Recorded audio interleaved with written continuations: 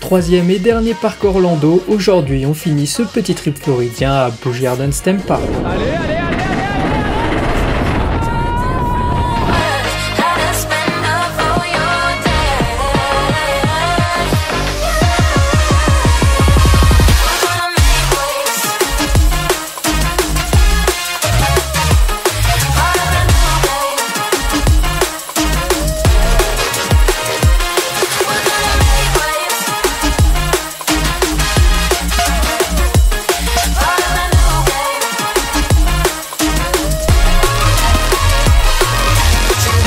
Et bien bienvenue pour cette toute dernière vidéo à Orlando. Aujourd'hui c'est Busch Gardens Tampa, du coup parc un peu plus moins thématisé, plus des parcs à coaster vraiment. Du coup bon on va tester ça, mais il y a des très beaux coasters comme Iron Gwazi, un très bon RMC.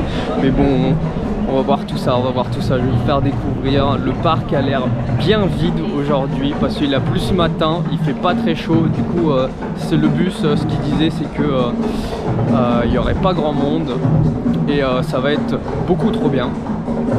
D'ailleurs pour la petite info, voilà, il y a un bus, une navette gratuite qui part d'Orlando et qui amène directement au parc. Du coup c'est très sympa. Mais bon voilà, je sais pas ce qu'on va faire. On a pris le pass illimité, nourriture et tout. Du coup on va pouvoir bien manger toute la journée. Ça va être incroyable. Du coup comme on n'a pas pris de petit déjeuner, je pense qu'on va aller se diriger manger un petit truc. Et puis après on attaquera les attractions. De toute façon il y a 5 minutes partout. Donc voilà, on sera tranquille. On pourra faire tout ce qu'on veut aujourd'hui. Ça va être le bonheur. Avant de commencer la journée, je me permets de vous toucher un petit mot sur le parc. Busch Gardens Tampa est un parc animalier et d'attractions situé à Tampa, à 1h30 d'Orlando environ, qui appartient au grand groupe SeaWorld Parks and Entertainment. Le parc a ouvert en 1959 et était à la base un parc adjacent à une des brasseries de la compagnie Anheuser-Busch, qui brasse la fameuse bière Budweiser. Le parc appartenait donc à la compagnie et les gens venaient visiter la brasserie ainsi que le parc pour voir les plantes et les animaux qu'il y avait. Il s'est ensuite développé pour accueillir toujours plus de visiteurs. En 1976, le parc est renommé Busch Gardens de Dark Continent et prend une toute nouvelle direction, celle de parc d'attractions. Le premier coaster est construit et s'en suivra l'arrivée des fameux Kumba et Montu. En 1995, la brasserie ferma, mais le parc continua de se développer. Le wooden coaster Gwazi, qui a été retraqué et s'appelle maintenant Iron Gwazi, a été construit à l'emplacement même de la brasserie. Aujourd'hui, on trouve à Busch Gardens Tampa beaucoup de gros coasters, mais aussi des animaux, puisqu'encore aujourd'hui, une bonne partie du parc sert de réserve et de zoo. Allez, maintenant que vous savez tout, retournons sur le parc pour notre première pause repas. Pause repas, on vient d'arriver, mais on commence déjà à manger puisqu'on a le dining plan. On a payé ça genre avec les réductions 35-40$ et on peut manger toutes les 1h30. Du coup bon, on va un peu se gaver aujourd'hui, mais c'est pas mal là. Du coup le menu ça revenait 20$, mais on n'a rien payé. Ça, on a rentabilisé déjà la moitié de notre dining plan, donc c'est plutôt pas mal.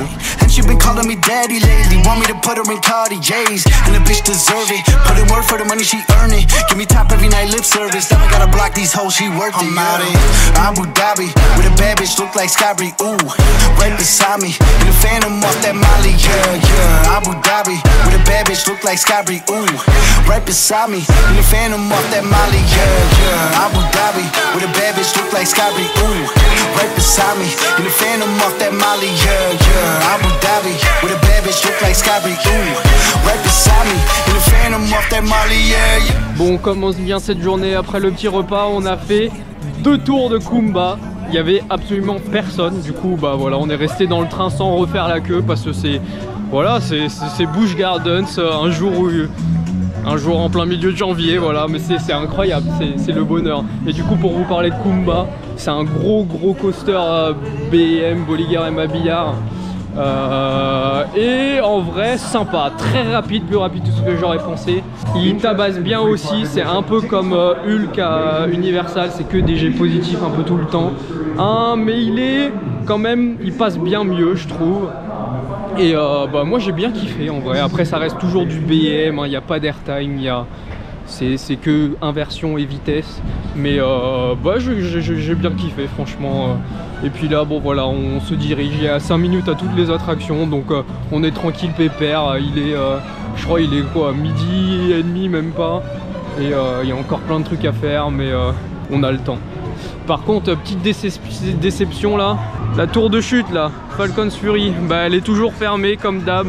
Je sais pas si elle va rouvrir un jour, et on tombe sur le jour où Sheikra, la grosse dive BM, le gros coaster rouge immense, il est fermé aussi pour maintenance, et bah malheureusement on va pas pouvoir faire. Alors je suis un peu deg parce qu'il avait l'air incroyable, c'est comme Falcon's Fury, j'aurais tellement kiffé le faire, mais bon c'est tout, on n'a pas le trop choix, c'est pas grave, on fera beaucoup de rides de Iron Gwazi il y a 5 minutes, c'est parfait quoi.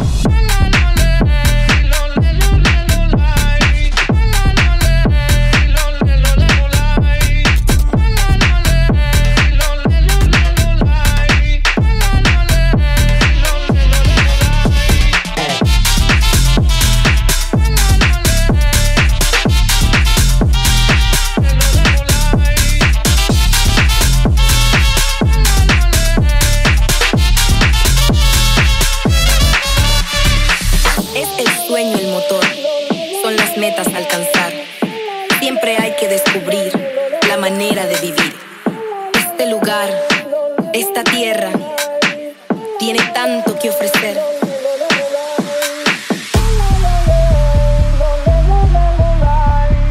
Tiene tanto que ofrecer.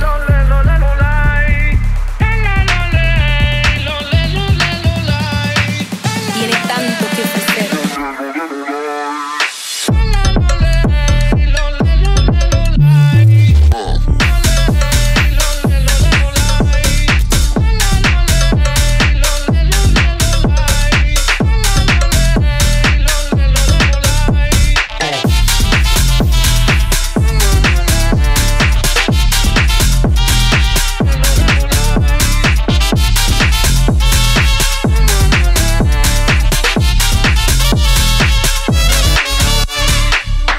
Voilà, on est dans la zone Égypte. C'est une musique en français, c'est beaucoup trop de rôles. Je sais pas quel est le rapport avec l'Égypte, mais bon. On a fait Go Braskers, du coup, cette attraction là. C'est un spinning coaster assez très familial, hein. Mais en vrai pourquoi pas, les décors sont plutôt sympas. Ça fait pas énormément de sensations, c'est pas aussi intense que Dweverwind, je sais pas quoi là, à Toverland. Mais bah, j'ai bien kiffé, on a fait 5 minutes, donc voilà, pourquoi pas. Moi j'ai bien aimé. Puis on a fait le petit Montou. Le petit, bah plutôt le très grand Montou, c'est le coaster très jaune. Attends, je vais vous montrer ce truc là. Un énorme inverted BM. Du coup on est en dessous des rails, un peu comme exactement comme Osiris au parc Astérix. Mais waouh, il est incroyable ce coaster. Il est bien moins aérien que ce qu'on peut avoir sur Osiris. C'est très intense en G. Mais il est incroyable, il est hyper long, il est vraiment très cool. Je l'aime beaucoup, mieux qu'Osiris pour moi, ouais. Après bon voilà, faut aimer les G, il tabasse pas mal aussi, un peu comme Kumba, un peu comme les autres coasters mais de BM qu'il y a en Floride en fait finalement. Mais bon, je le kiffe pas mal quand même. Du coup maintenant, bon il est vraiment que 14 h. Il reste plus que Tigris, si lourd, parce que Tigris n'a pas ouvert pour l'instant de la journée. On sait pas ce qui se passe, il y a eu des tests mais il n'y a rien de sûr pour l'instant pour qu'il ouvre aujourd'hui. Il reste Cheetah Hunt encore, et puis après le fameux Iron Gwazi. Qui me tarde d'aller tester. Je pense qu'il y a 5 minutes à Iron Gwazi. Franchement le bonheur, on va le chain ride jusqu'à la fin de la journée à mon avis, parce qu'on a tout fait maintenant. On en a profité aussi pour faire un petit tour avec le train qui passe un peu dans les enclos avec les animaux et tout. Bon en vrai sympa aussi, mais on n'a pas vu beaucoup d'animaux. Il y avait des zèbres, des gazelles ou je sais pas quoi, mais bon bref voilà. Du coup on finit ça, on va retourner manger un petit peu là, on peut de nouveau manger avec notre passe, on va aller prendre une petite pizza. Et puis je pense on va se diriger vers Iron Gwazi. Il est temps qu'on aille le tester, j'ai beaucoup trop hâte.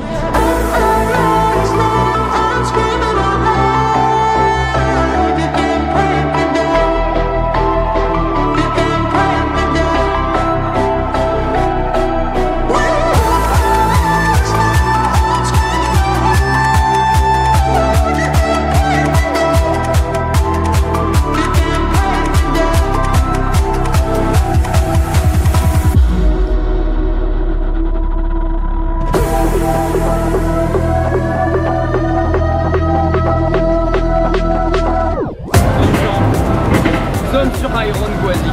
Ah, c'est parti. Allez, allez, allez, allez, allez.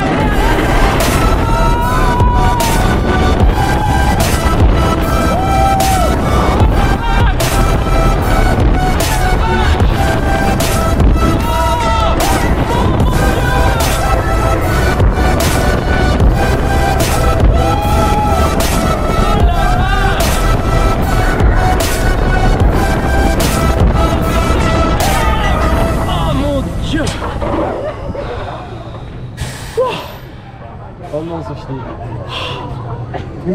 Qu'est-ce que c'était que ça? Oh, mais il est incroyable. Le début est juste exceptionnel, genre c'est une télé, c'est une plongée, tu plonges comme ça. Incroyable, mais c'est ça, et pendant toute la première descente, tu décolles de ton siège. Waouh. Bon, du coup, ce Iron Gwazi, je pense que vous avez vu la vidéo on-ride face cam et tout. J'ai essayé de faire un truc un peu stylé avec la réaction du premier tour pour que vous ayez un peu... pour vous voyez qu'est-ce que ça fait de faire un très bon RMC et qu'est-ce que je peux vous dire de Iron Gwazi. Franchement c'est une tuerie, c'est une tuerie, il y a pas que ça, il y a que ça à dire. C'est Zadra en version plus. Genre comme Velocicoaster c'est Taron en version plus. Iron Gwazi c'est Zadra en version plus. C'est un coaster qui est très fluide, très aérien, qui est en fait bien moins violent que Steel Vengeance, et tout s'enchaîne très bien. T'as beaucoup d'airtime, les inversions sont incroyables, genre je crois que ça s'appelle le death roll, quand tu tournes et tu tombes en même temps, c'est incroyable ce truc là. Et t'as un bon 0G stall aussi, franchement c'est une pépite.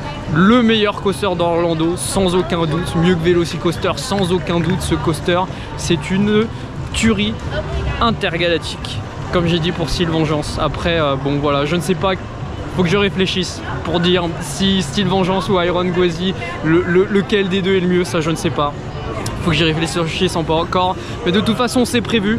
Je vous ferai une vidéo comparaison où je compare Zadra, Steel Vengeance, Iron Gwazi pour vous dire un peu les points positifs, les points négatifs de chaque coaster, les comparer et comme ça avoir un peu. Je trouve que ça peut être intéressant de faire quelque chose comme ça. Et bon, sinon on a fait aussi Cheetah Hunt, un launch coaster Intamin avec des propulsions. Bon, il n'y a pas trop grand chose qui se passe, c'est juste des propulsions et tu fais quelques trucs, rien de très extraordinaire. Le coaster, bon, il est joli, mais bon, voilà, ça reste assez mou. Il n'y a pas, voilà, il n'y a pas grand chose qui se passe quoi. Mais bon, il commence à faire nuit, la Zadra commence à être éclairée. Nous, on va aller manger une dernière fois.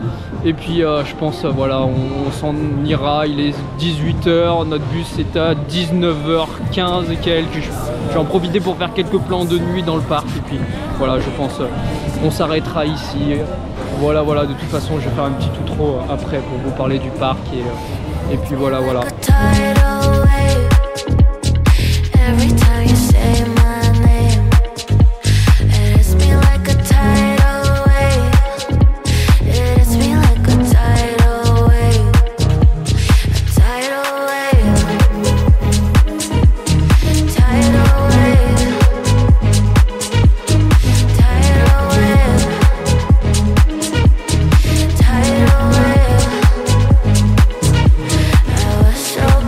C'est une fin de dernière journée à Orlando. Bon, moi je repars que dans 2 jours, mais bon, c'est le dernier parc que je fais ici parce que sinon ça coûte bien trop cher. Mais voilà, fin de journée à Busch Gardens Tampa, c'était incroyable. Le parc, alors il est bien moins thématisé que un Island of Adventure ou un parc Disney. C'est plus on vient ici pour des coasters quoi, mais les coasters sont au rendez-vous. Et il n'y avait pas trop de monde, donc ça c'est hyper appréciable. Genre on a eu le temps de faire 4 fois Iron Gwazi, on a fait 2 fois Montu, 2 fois Kumba. Il y a juste beaucoup trop d'attractions fermées, ça c'est un peu dommage. Shake Shack est fermé pour maintenance annuelle, je ne savais pas. Ils ont carrément changé un moteur ou je ne sais pas quoi, parce qu'on voyait, on est passé en train, on voyait qu'ils changeaient un moteur. Regardez moi par contre ce Iron Gwazi de nuit de nuit il est beaucoup trop beau. Mais bon, on le refera pas, dommage. Ouais, non, franchement, j'ai passé une très bonne journée, même si la journée se résume au froid. On n'avait pas prévu qu'il fasse aussi froid aujourd'hui, du coup, on n'avait pas pris le pull et tout, on s'écaille un peu. Ce qui n'est normalement pas le cas en Floride, hein, même si on est en janvier. Hier, il faisait 27 degrés, aujourd'hui, il en fait que 15. Mais bon, c'est pas grave, il y a on a fait des très bons coasters, et ça, c'est trop cool. Iron Gwazi, toujours, une tuerie. Qu'est-ce que je peux vous dire d'autre? Journée très calme, hein. Franchement on est arrivé à 11 h, on repart à 19 h et pourtant on a eu le temps de faire tout plusieurs fois, donc c'est pas mal. On n'a pas attendu plus de 10 minutes à chaque fois, donc c'est vraiment tranquille et ça c'est trop cool aussi. Et pour parler du dining plan, le truc all day dining où tu peux manger toutes les 1h30, alors franchement on l'a très bien rentabilisé. On a mangé au Chick-fil-A. Après, genre à 11h30, à 14h, on est allé chercher une pizza. À 16h, on a fait goûter cookies, boissons. Et puis là, on retourne manger avant de partir vite fait pour le dîner du soir. Donc, pas mal. Pour 40 $, franchement, déjà le Chick-fil-A c'était 20 $. Donc, on a carrément tout rentabilisé. En vrai, c'est plutôt pas mal. Ça peut être un bon plan si c'est une longue journée. Ça peut être quelque chose d'intéressant. Mais bon, voilà, ça va être du coup la fin de cette petite série de 3 vidéos à Orlando. Je reviendrai hein, dans tous les cas à Orlando parce que j'ai pas fait tous les parcs et j'ai plein d'autres trucs à découvrir, mais bon, ça coûte cher, du coup ça sera pas forcément pour tout de suite, mais je reviendrai, et ça c'est sûr. J'ai trop kiffé, franchement, Orlando. Les parcs qui sont ici sont d'une qualité que t'as nulle part ailleurs. Genre juste pour Island of Adventure, juste pour ça, tu vois, il faut venir parce que c'est quand même un parc à visiter qui est incroyable. Les Disney, bon, c'est très cher, mais ça peut valoir le coup, même si les parcs sont un peu plus petits. Et Busch Gardens c'est très sympa aussi, il y a des animaux. On est rentré dans une volière où tu peux aller donner à manger aux oiseaux. T'as des alligators, des girafes, des rhinocéros. C'est plutôt pas mal, ça permet de voir d'autres choses que ce qu'on voit par exemple à Disney ou Universal. Mais bon, il fait très froid, on se dépêche d'aller manger parce que sinon après on va louper notre bus. Je vous dis à très bientôt pour d'autres parcs. Je ne sais pas quand ça sera, où ça sera, mais il y aura forcément d'autres vidéos.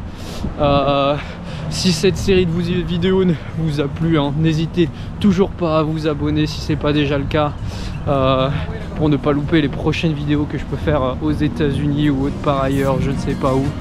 Mais en tout cas voilà, c'est fut un plaisir de vous emmener découvrir ces parcs. On se retrouve, j'espère, très bientôt. Et puis à la prochaine. Allez, salut!